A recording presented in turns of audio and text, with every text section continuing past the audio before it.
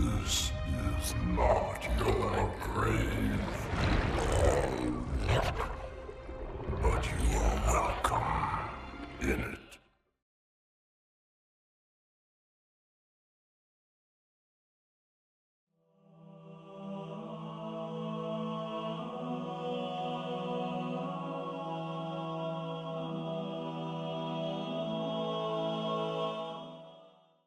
Covenant Formation. War of Wills. 2200 BCE. The War of Wills was a fierce and prolonged conflict between two factions of the Senshayum. The Stoics, who wanted to worship foreigner technology but never use it, and the Reformists, who wanted to take advantage of the incredible foreigner artifacts around the galaxy. This conflict lasted around 100 years, finally ending when the Reformists, who would later form the Covenant, infiltrated the crashed foreigner dreadnought and used it to leave the planet. In doing so, the ship took with it a large chunk of rock from the surface of Genjur Quam, which later became the foundation for High Charity. War of Beginnings. 938 BCE. The War of Beginnings was an 86-year conflict between the Senshayum reformists who escaped Genjur Quam after the War of Wills and the Singhili species between 938 and 852 BCE. Though the Singhili were by far the better warriors, their refusal to use foreigner technology due to their worship of the long-gone species and the Senshayum's use of the foreigner dreadnought gave the reformists the upper hand in any battle. After decades of fighting, the Singhili lost many of their colonies, and eventually were forced to incorporate foreigner technology into their warships in order to survive.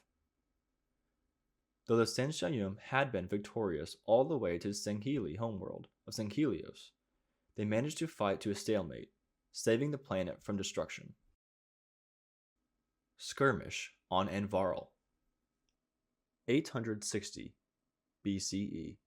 In a skirmish during the War of Beginnings, High Lord Imkin Sha'apan commands Senshayum reformist forces on the planet. Senshayum scientists desperately attempt to uncover foreigner artifacts before Singhili assault teams outnumber them. Though the Senshayum had more firepower with the anodyne spirit, the Singhili fought the Senshayum to a stalemate on the planet, denying them access to many foreigner artifacts that existed on the surface. During the battle, Imkin takes notice to Usa Zelus, a Singhili field commander. As the Senshayum are forced to attack the Singhili through orbital bombardment with the foreigner dreadnought, Imkin believes that he can use Usa to create peace between the two species. Writ of Union signed. 852 BCE. Knowing that there was no way to win the war, the Senshayum and Singhili agreed to end the fighting, signing the Writ of Union. In addition to ending the war, the Writ of Union was the founding document of the Covenant, beginning over 3,000 years of peace between the two species. The Writ of Union was a declaration of peace between the Senshayum and the Singhili, as well as the formation of the Covenant, signed by both species.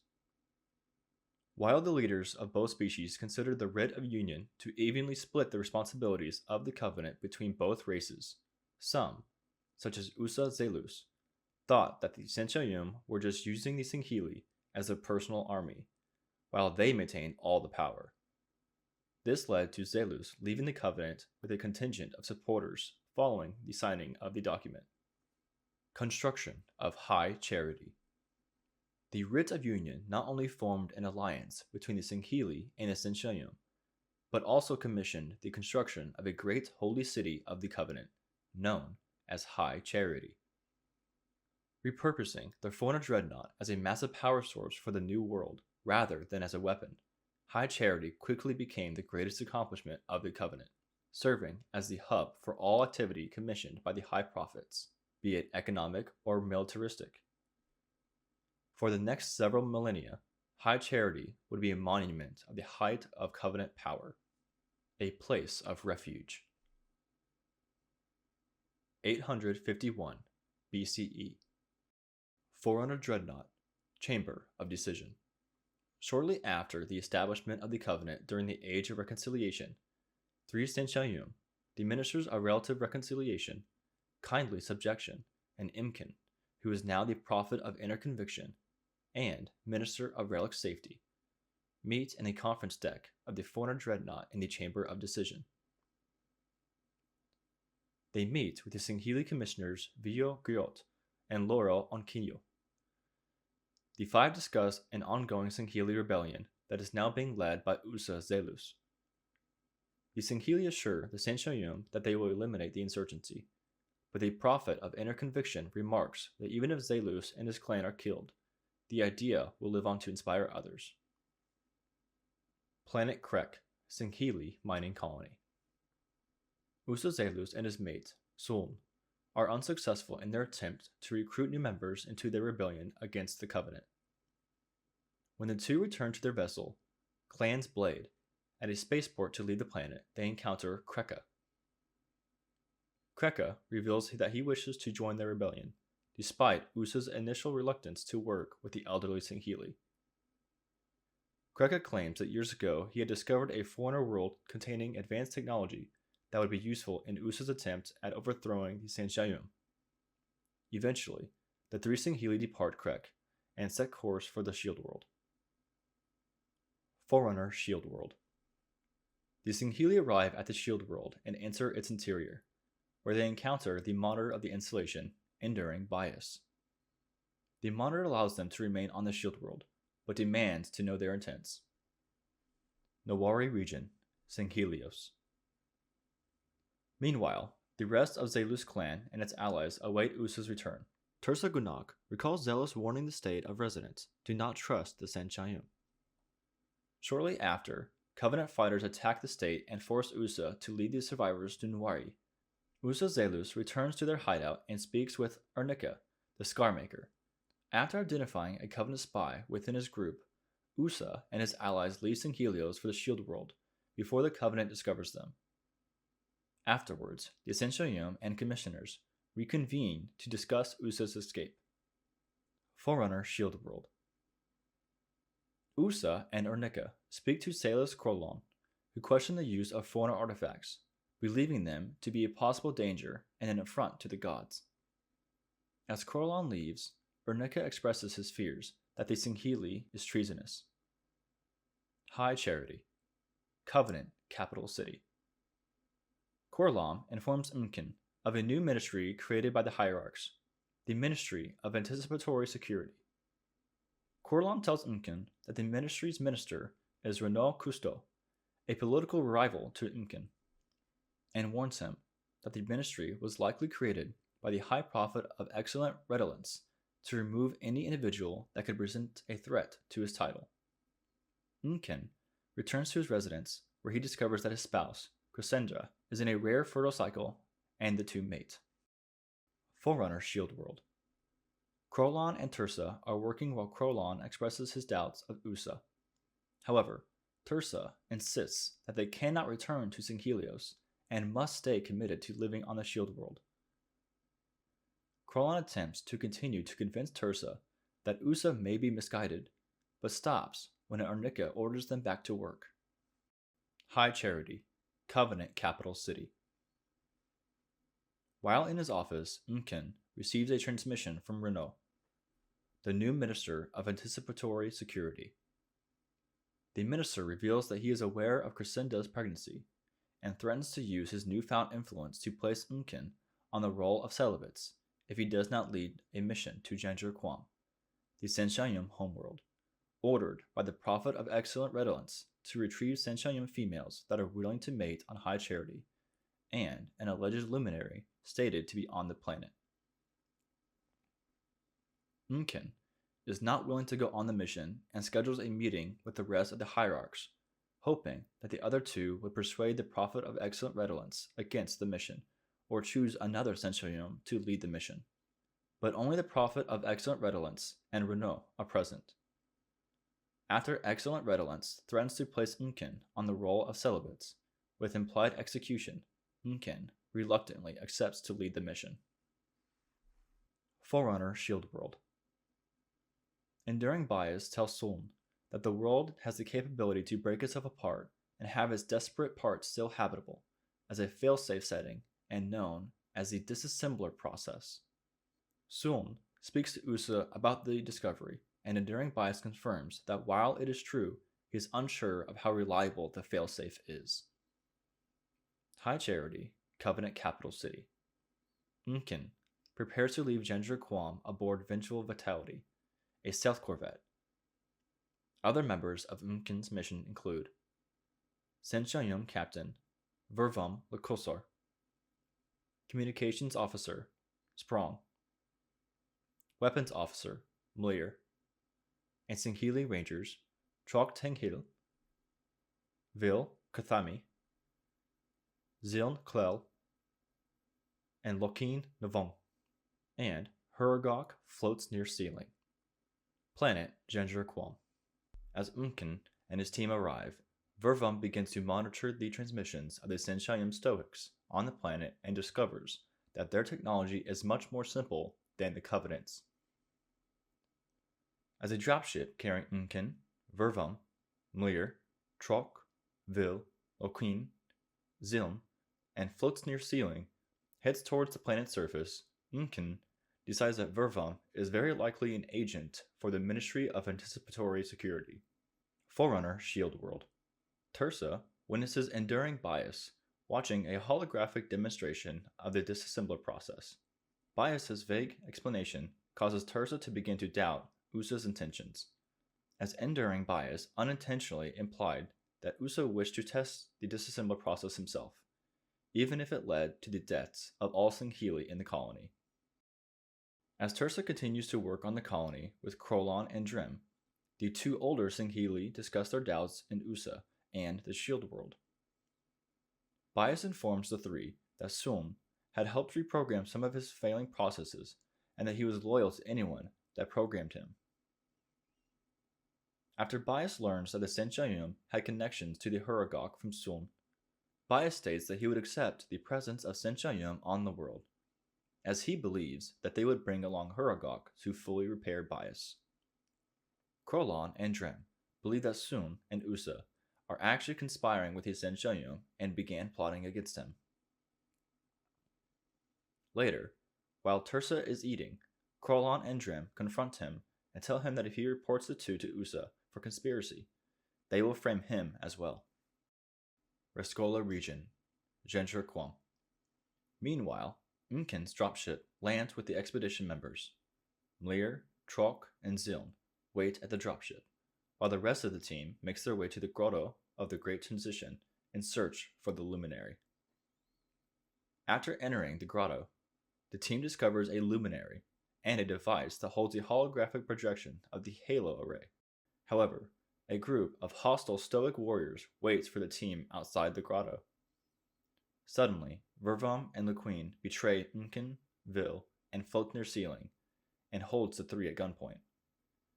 Vervam demands that Unkin hands over the foreigner relics, but Vil wounds Lequeen, and the Huragok closes a door between them and the traitors.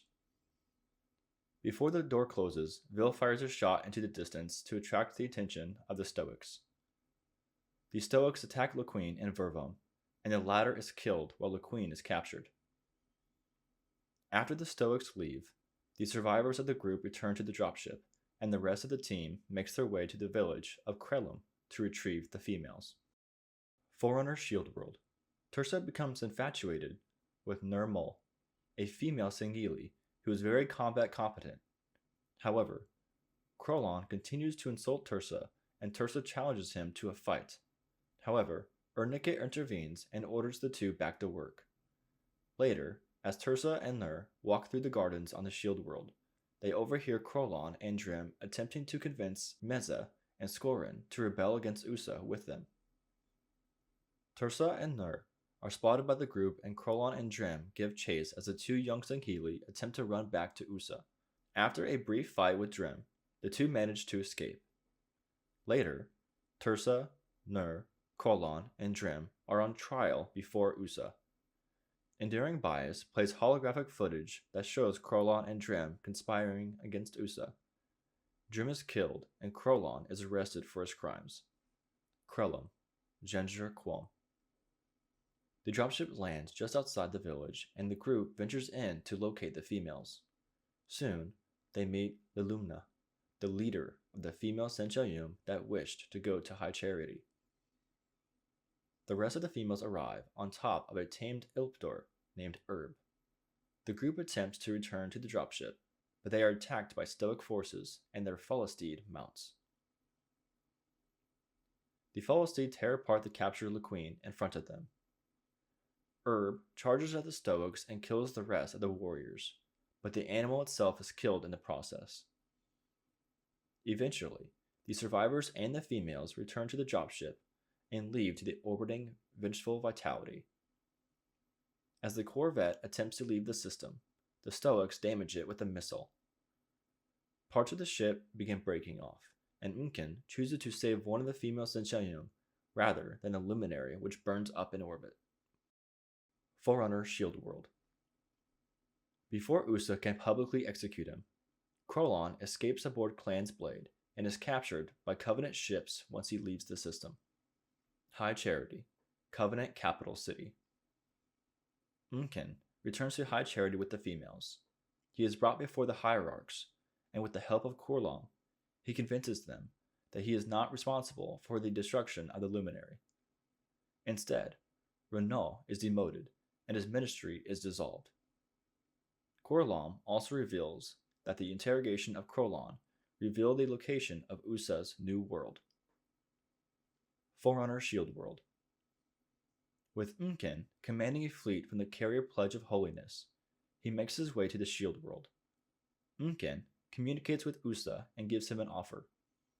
If Usa and Suom turn themselves in, the rest of his allies will be free to go. Usa declines the offer, knowing that his people would still likely be killed. Instead, Usa warns Unken to extract his warriors off the world.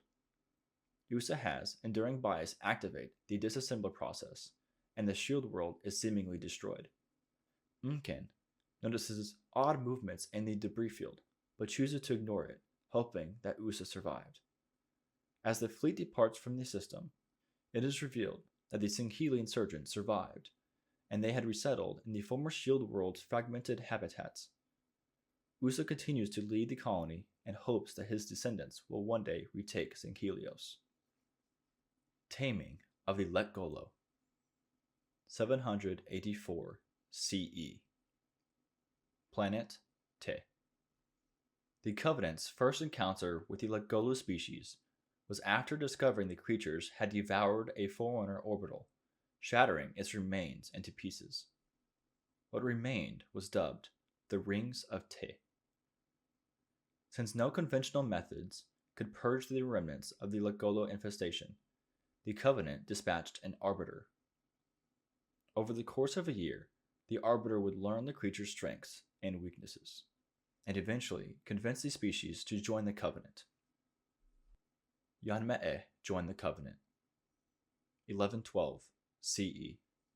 The Yanma'e were first discovered by the Covenant during their search for the Forerunner artifacts, sparking a short but violent conflict that eventually ended in the incorporation of the Yanma'e into the Covenant. Though the Covenant were vastly superior technologically, they initially took heavy casualties due to the sheer number of Yanma'e on their home planet of Palamok, and the unwillingness to glass the planet due to the existence of vast Forerunner artifacts. The Senchayum eventually discovered a method of communicating with the Yanma'e, however, and succeeded in adding them to the ranks of the Covenant. Due to their innate skill at repairing machinery, they were primarily put to use as mechanics on Covenant vessels, though they were also used as soldiers when needed. Kigyar joined the Covenant. 1342 CE. Covenant ships arrived in the Yudeo system, the home system of the Kigyar, finding a species with a penchant for piracy. Though the Covenant forces were far superior to those of the Kigyar, they found it nearly impossible to fully pacify the Jackal pirates and mercenaries, as they resorted to hiding in the system's dense asteroid belt. After determining that the Kigyar would never fully integrate into the Covenant, the two sides opted to follow the Letters of Marque, a series of commissions that allowed Kigyar pirate ships to operate independently and perform duties for the Covenant.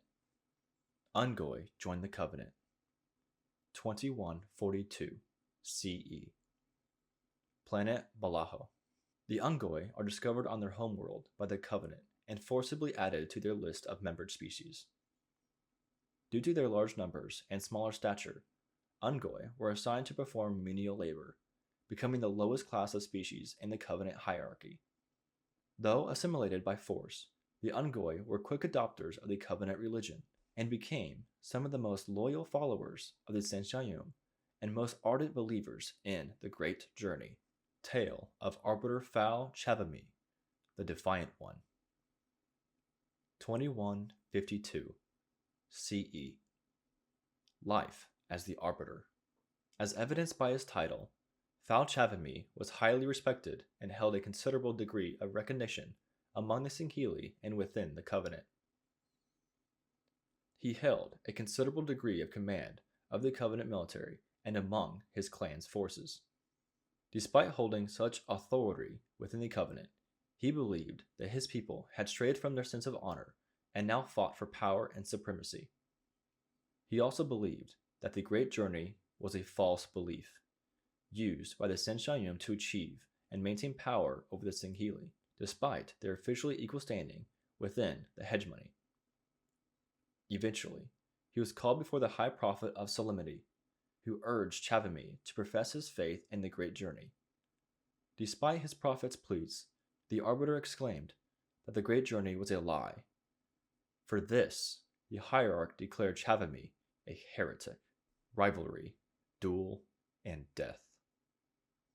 Haka Sukari, a member of Chavami's clan and the High Prophet of Solemnity's personal enforcer, was ordered to kill the Arbiter. In doing so, Sukari sought to gain influence within the clan. Wishing his clansmen dead and supported by the hierarch, Sukari initially dispatched assassins to kill Chavami. Predicting treachery, Chavami had one of his clansmen ferry him up a river, seeking to goad the assassins to attack.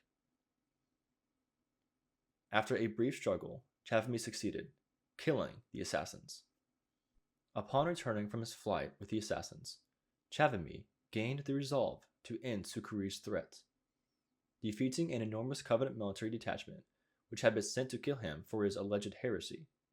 While Chavami was engaged in battle with his forces, Sukari came to Chavami's home and forced one of the Arbiter's closest friends, Ro, to kill Chavami's wife, Han, in order to provoke the Arbiter into a duel. Once Ro killed Han, Sukari murdered him as well. After slaughtering the entire Covenant detachment, Chavami returned home to discover Han and Ro's bodies. Stricken by grief, the Arbiter decided to accept Sukari's demand to duel. When Chavami met Sukari atop a towering Forerunner structure, their brief duel began. At the same moment that he was mortally wounded by Sukari's blade, Chavami managed to stab his foe. Chavami thought of his wife as he and Sukari died at each other's hands. Legacy. Before Chavami's actions, the rank of Arbiter had been considered a privilege. However, his supposed heresy led the prophets to declare that the rank of Arbiter would thenceforth be one without honor, given to those who could be useful to them as a last chance to regain their lost honor before death. It was here that the hierarchs established the line of immaculate succession, which not only signaled a dramatic shift in role of the Arbiter, but also the Singhili's place within the Covenant. What use am I? I can no longer command ships, lead troops into battle. Not as you are, no, but become the Arbiter. And you shall be set loose against this heresy with our blessing.